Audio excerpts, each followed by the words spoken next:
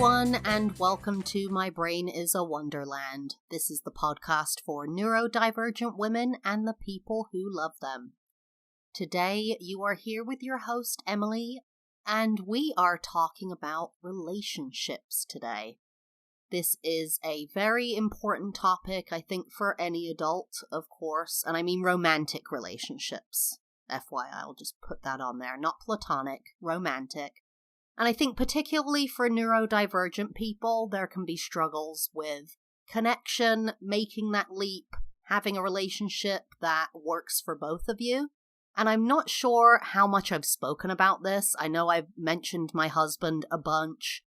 And if you've listened to a lot of other episodes, you've heard about him here and there. But my husband and I have been together since, we got together in 2006 and we got married in 2008. It's now 2023. So this October will be 15 years. It'll be our 15-year wedding anniversary, which to a lot of people, I posted on a subreddit about this for ADHD partners recently, and they were shocked. They were very impressed and asked that I discuss how this happened, how it could be, what methods we use, if any, and strategies so that we can stay communicative and really live a life that we enjoy together.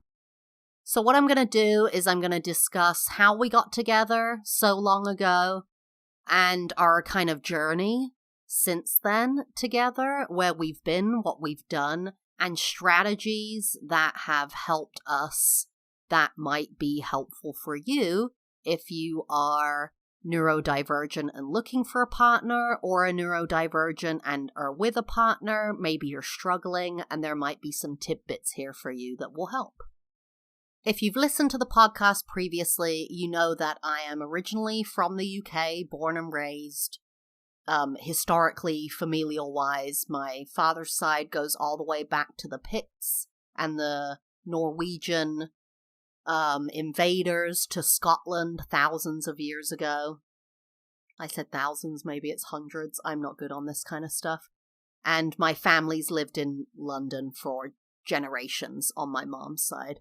So I am British through and through, but I met my husband in America and have lived in America for the past 15 years or so. I was an exchange student in 2006 from my UK college, and I got a full-ride scholarship to UC Berkeley. When I was looking at places to live in the US for my exchange year, there were a couple of different options. I could go live in the dorms, but I didn't want to do that. The dorms in the US are not similar to the ones in the UK. You get your own room in the UK, and it's more like a family. You cook, you clean, there's a kitchen, there isn't a meal service, that kind of thing. And you could live off-site and da-da-da-da. But what came up is that I could live in a student co-op. And a student co-op is like a converted hotel or convent or something like that, where a bunch of students will live and cook and clean for each other. This will be helpful information for later. But the co-op that I moved into was, I think, 64 people, which my autistic side is horrified by that idea, and my ADHD side is enamored with that novelty idea. So I traveled to America. I've been out of the country a few times, but only to France from the UK. I hadn't been to any other countries. And, actually, that's not true. I'd lived in China for a few months on my gap year. So I'd lived in China for a few months, and I'd been to France on a few vacations. So I traveled to the US, and I get checked in to this student co-op, and you do actually share a room in the co-op, which was definitely wacky and wild to me, but I was sharing with a British person, so we kind of were on the same wavelength there.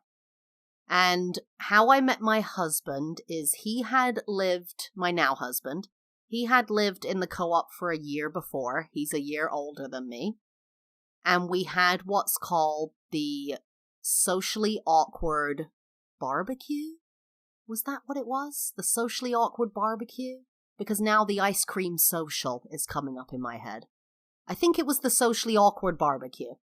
And I was sitting in the parking lot of the co-op with a bunch of other people, and we had a fire going in the center. And my now husband walked into the parking lot. Everyone reacted very excitedly, so you could tell that everyone loved him and he, was important to their community, and I was immediately fixated. He was exactly my type visually. He had long hair, which is one of my things for guys. If you have long hair, sold, done. And I immediately was drawn to him. And basically what happened is we spent all evening, with all these people talking and this kind of thing. And by the end of the barbecue, everyone had fallen away, and the only people that were left were me, my British roommate, my now husband, and his roommate. And we were just talking and hanging out, and there was definitely a connection there. There was something there.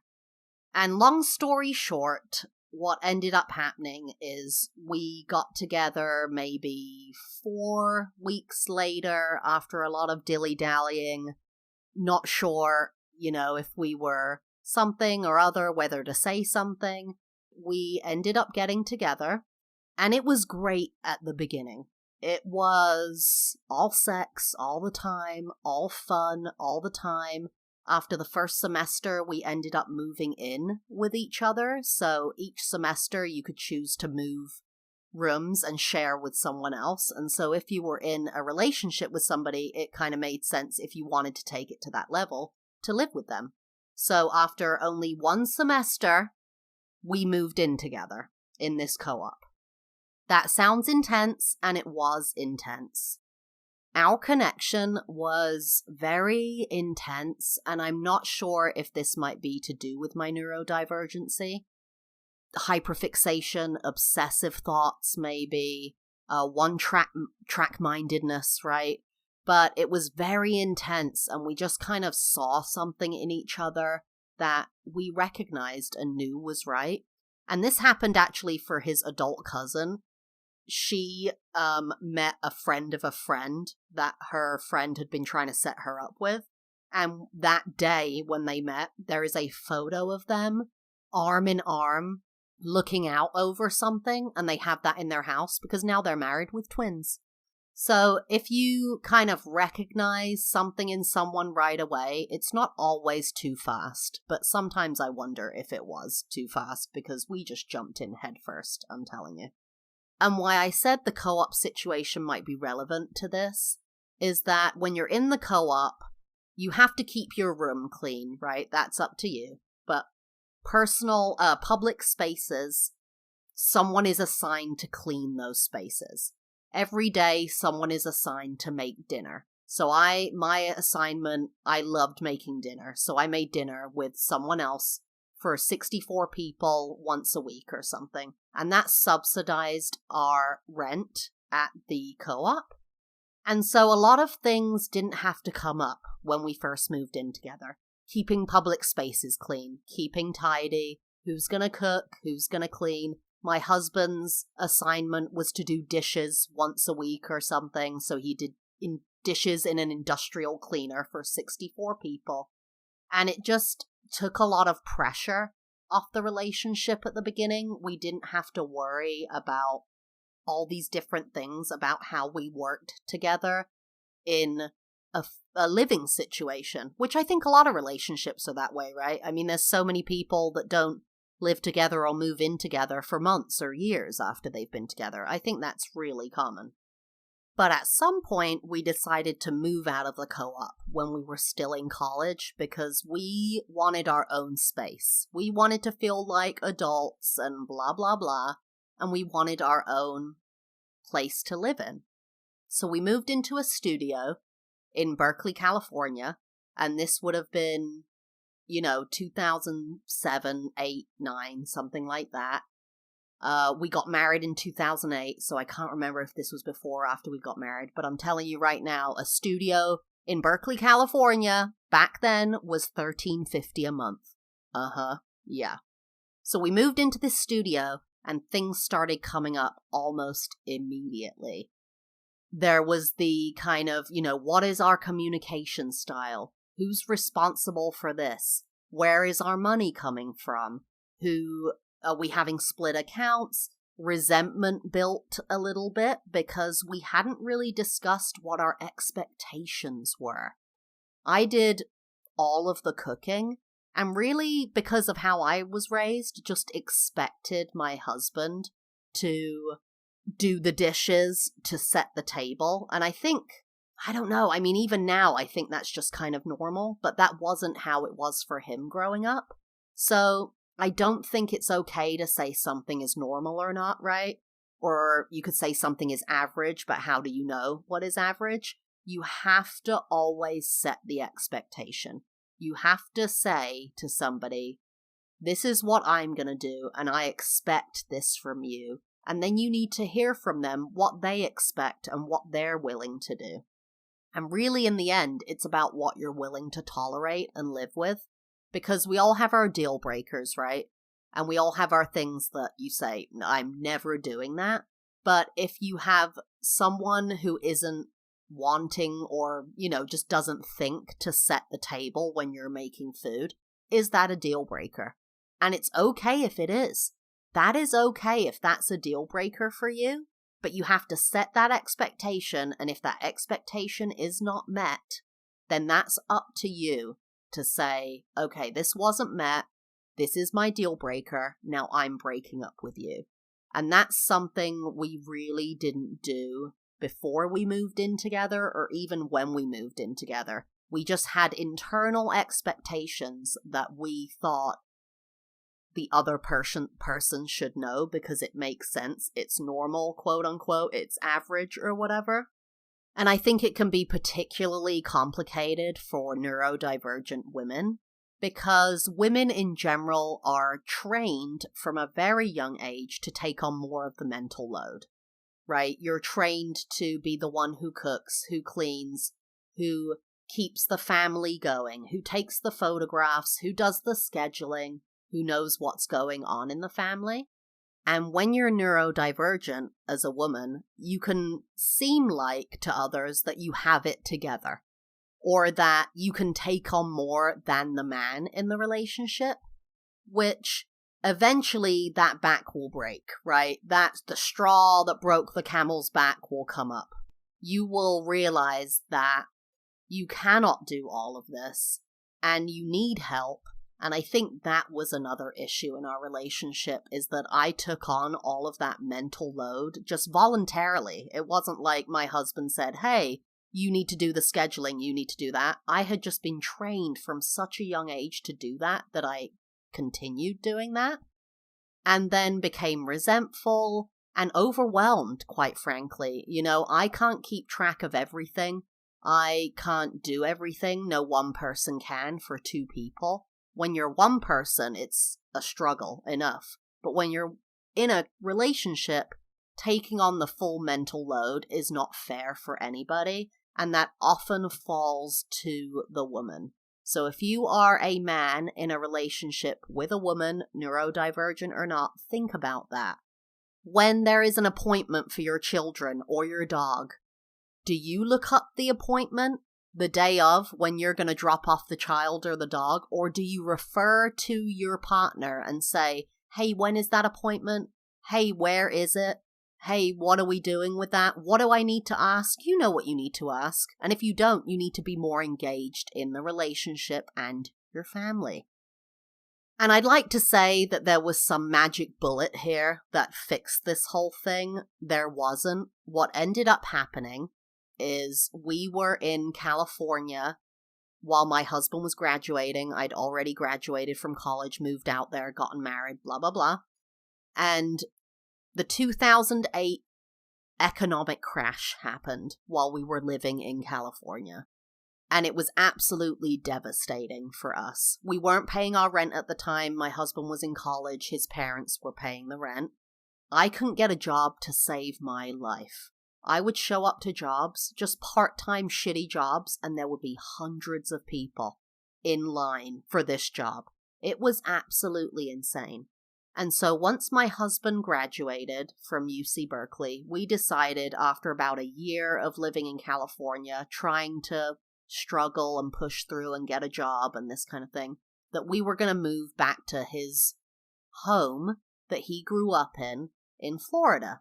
And the idea is that we were going to live there for 2 to 3 years, save some money, figure out what we were going to do, bond with family a bit more because Florida to California is very distant, and then kind of move on with our lives. And what actually ended up happening is we lived in his family home with his mom. The house is quite large, thank God, and she's a godsend and blessing. But we ended up living in his family home in Florida for 5 years. Now, there were lots of benefits to this, which is why we didn't really have to work on a lot of stuff during this time. His mom lived there, so she was doing a lot of the cleaning of the house that she always did. We would show up most nights and she would say, dinner's ready, or I'm going to take you out to dinner. There just wasn't as much pressure on us as a couple, as a unit, to really work on the things that were bothering us or that could rear their ugly head if we were living alone. And so it kind of gave us a breather for those 5 years, but also we didn't work on what we really needed to, which was a problem. And really what was making it work, despite my neurodivergency, despite my husband's flaws, and despite all the things that come with trying to make a relationship work, is that we were insanely compatible, and still are, in a lot of different ways. Not just interests and outlook on life. So we didn't even realize this because I wasn't diagnosed until about 12 years or so into our relationship. But the fact that he has chronic migraines and I have sensory issues meant that we didn't engage in certain things that exacerbated that. So we didn't like to go to loud restaurants together. We'd rather stay in together than go out here, there, or wherever. And that served us in a really positive way that we didn't even realize at the time. And what ended up happening after those 5 years living with his mom is we moved out to Oregon. And that's because I got a job there. We planned this. I got a job there that I really wanted to take, and he moved out there, obviously. We were married, with me. And we ended up spending 3.5 years there. Living alone, away from family, no friends, because it was a brand new state, really kind of isolated. And that's really where the cookie crumbled, where we really figured out what the issues were. We had a lot of communication issues, which it's so interesting to say that now, because if you've listened to my other episodes, you know that I have serious auditory processing issues. So I struggle to repeat stuff back. If you say a long sentence, I won't even really know what you said. It really has to be simple. And we would get into, let's say, arguments where you're just talking, right? But then it escalates. And he would say, da-da-da-da-da, you made me feel this way, da-da-da-da. And I'd kind of be blank because I'm going, okay, I've got to process this. Okay, I don't even know what he just said. Or I would say something back to him and he comes back at me and says, that's not even related to what I just said. And then what I would say is, can you repeat what you said?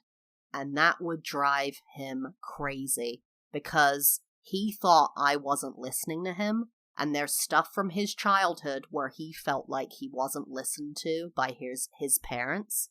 And so me bringing that up, that I wasn't, saying, can you repeat it? And him thinking I wasn't listening, really triggered him. And it made our talks become full-blown arguments where I would end up bailing because he would confront me and say what I just said.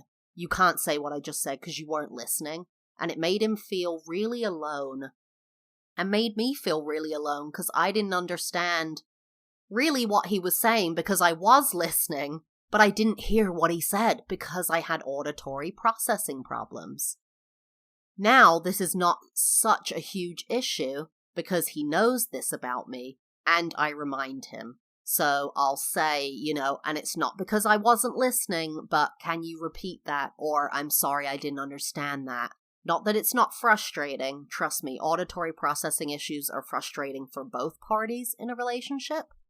But the fact that you can bring it up and remind someone and both remember where you are and be on the same side is really, really important. In the end, we ended up moving back to Florida. We always knew we would to be closer to family, but we wanted to live it up large. We'd met in California on the West Coast. So we went back to the West Coast, ended up in Oregon. Thought Oregon was going to be like California.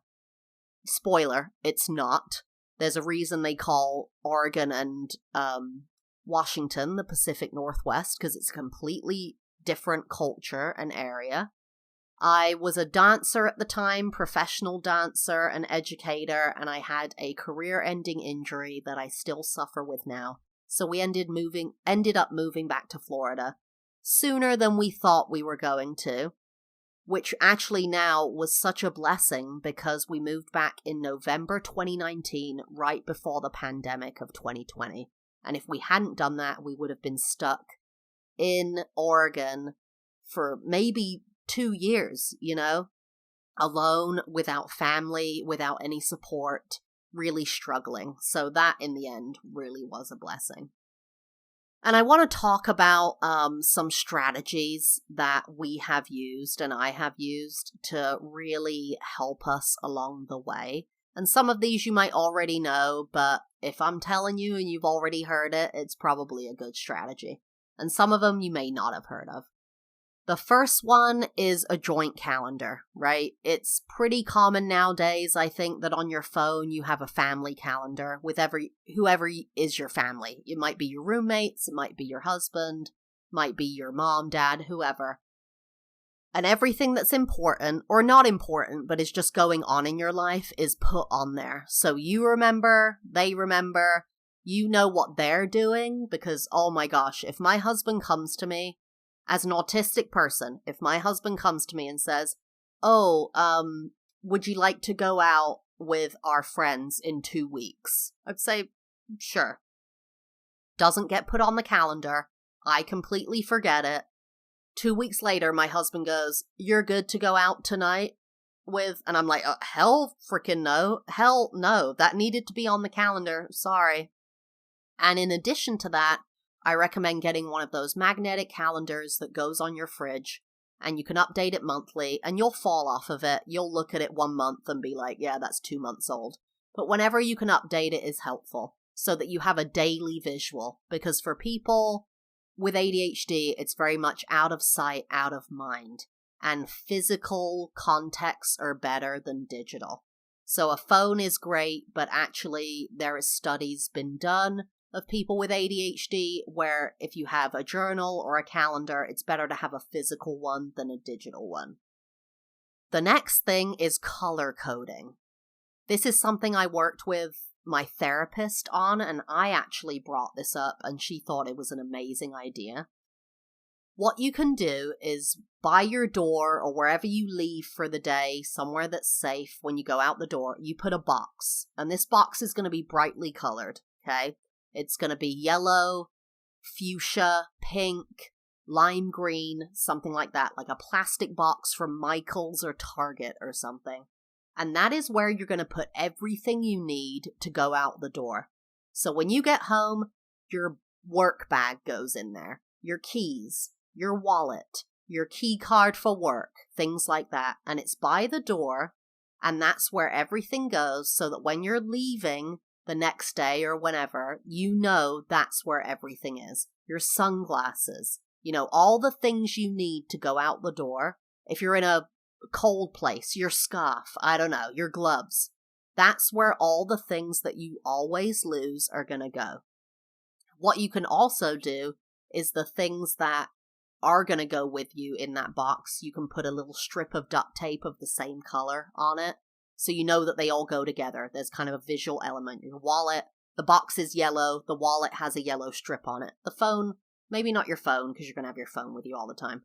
But your sunglasses have a little yellow strip on the back, that hooks over your ear that no one can see. and your key card from work has a yellow strip on the back.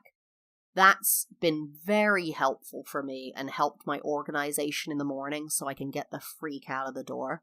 And if you have children, this is something you can institute for them as well. You can have, yellow box for mom, green box for dad, pink box for James, blue box for Sarah, whatever. You can have all the different boxes that have their school things in. So you're not running around like a chicken with your head cut off in the morning, and you know where everything is. It's not going to be perfect, but if you build that habit and that conscious habit, which a habit isn't supposed to be conscious, but if you try to build that, over time you can remember to do that, and you'll always know where your stuff is. Another thing that people talk about all the time, but it's also an issue if you don't have free-flowing money or savings, is all of my bills are on autopay. All day, every day, they're on autopay. Which, like I just said, can be an issue if bills are rising. You're not sure how much money you're going to have this month, that kind of thing. But if you don't have that issue, put them on autopay. You'll thank me later. They just come and go. I don't even know. Honestly, I don't even know the date my water bill goes out, my electricity bill, my internet bill. I have no idea. The bill just goes out, and I'm so thankful for that. And in the same vein, if you ever set up a free trial, so we've all done it, right? Free trial for this thing, free trial for that. You'll only pay $80 7 days from now, blah, blah, blah. As soon as you set up the free trial, look when the date of billing will be, and the date before that day, put it in your calendar immediately. It should be part of the process of signing up for a free trial, is that you put in the cancellation date on your calendar. That's a tip from me to you. Everyone who's signed up for Peacock, Paramount, Fabletics, whatever, put it in your calendar when to cancel it. Another tip for getting ready in the morning, create a uniform for work. If you don't have a uniform, create one. You go to work max, let's say, I'm going to say 6 days a week max, right? If you're doing 7 days a week, oof, I feel for you. But let's say 6 days a week, because a lot of people do that. I currently go to work around 3 days a week because I'm hybrid work from home. And what you need to do is set up what they call is a capsule wardrobe. And what that is you have a few different items of clothing that go together. So if you like to wear dark colors, which I think, being neurodivergent, I'm not necessarily thinking that we're drawn to black and gray and things like that, but they are easy to wear, right? If you have yellow and black and then brown and then blue and then green, it's like, oh my God, what goes together? So set up a few outfits that you have 3 pairs of pants, different styles. You have 5 different tops, a couple of sweaters, a cardigan or 2, things that go together, and just bank those outfits. You can even take photographs of them, like your Carrie Bradshaw or Alicia Silverstone in Clueless or something. You can put those outfits together, take a photograph of them, so in the morning, you know, I'm going to pick that cardigan with that shirt and that pair of pants. They always go together, and that's what I'm wearing. Honestly, at my job, I don't know if anyone's noticed. I think they probably have, but I wear the same outfit every week. The same couple of outfits, with just a switch up of a pant or a sweater or something. If you have the energy or the wherewithal, you can lay these out the night before. For me, that only lasts for about a week or 2 before I fall off of that. But if you can do it at all, that's great. And the last thing is that if you're in a relationship with somebody, you should both be in what I call is maintenance therapy. That is that you are going to therapy once or twice a month minimum. When I was trying to get diagnosed, I didn't know I needed to be diagnosed with anything. I had an inkling, but I fell apart during the pandemic. And my therapy appointments were $15 an appointment because of my really great health insurance. I was doing 2 appointments a week. So that's 8, I had to do the math, sorry. 8 appointments a month, right? That's a lot. And then when I thought I was all like good and dandy, I just dumped therapy. And I was like, see you later, catch you later, whatever. Really, you need to be in maintenance therapy, which is once a month, at least, you are seeing a therapist. If you're neurodivergent, absolutely. And then if you're in a relationship, your partner should be as well. They need to be bringing up things that they're struggling with. They need to be dealing with their own emotions, their own responses to you and your responses to them. So if you're not in therapy, get in therapy. If you're struggling with the cost of therapy, look up sliding scale therapy in your area, because it probably exists in the US for $60 or less an appointment. And that per month, a lot of people can afford. I'll tell you, when I first was looking into therapy, I had health insurance. Kind of. I guess I had health insurance, but the appointments were going to be $700 a month. Now, I forget what they cost, but I think it's something like $30 per appointment or something. So I absolutely recommend maintenance appointments in therapy for you and your partner. And really, in the end, what you really need to be cognizant of when you're in a relationship is empathy. Empathy and the other person's vulnerability. Because everybody's vulnerable, right? I have this memory of being in Jamaica on vacation. Jamaica is one of me and my husband's heart places, we call it, which is one of those places that just touches your soul, and you have amazing experiences there and memories.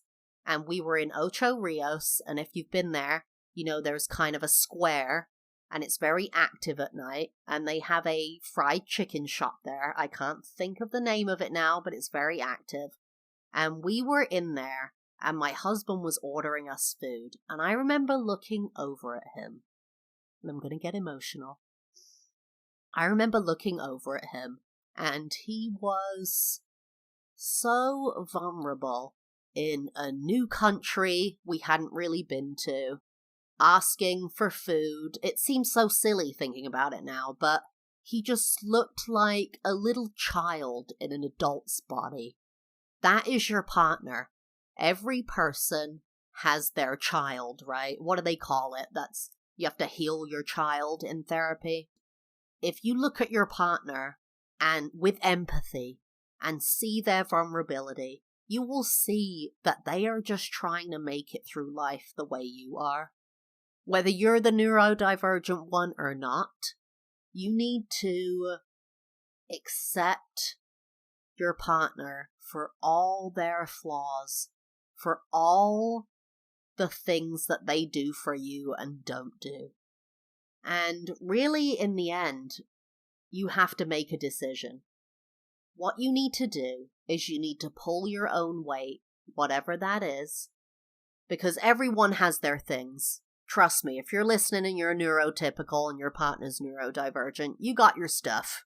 And you got your stuff that's as hard to deal with as it is being neurodivergent, that stuff. But you just have to be super open, super vulnerable, do your best as much as you can, and when you can't show up 100%, 70%, you gotta tell them that. I can't show up today. I am at 20. I'm at 50. I'm at 45. I need your help. And you need to decide in those moments whether you're going to take it or leave it. That's really what it is. Can you tolerate, enjoy, accept this? Like I said at the beginning, is not setting the table for dinner a deal breaker? Or is it just something you're going to deal with for the rest of your life?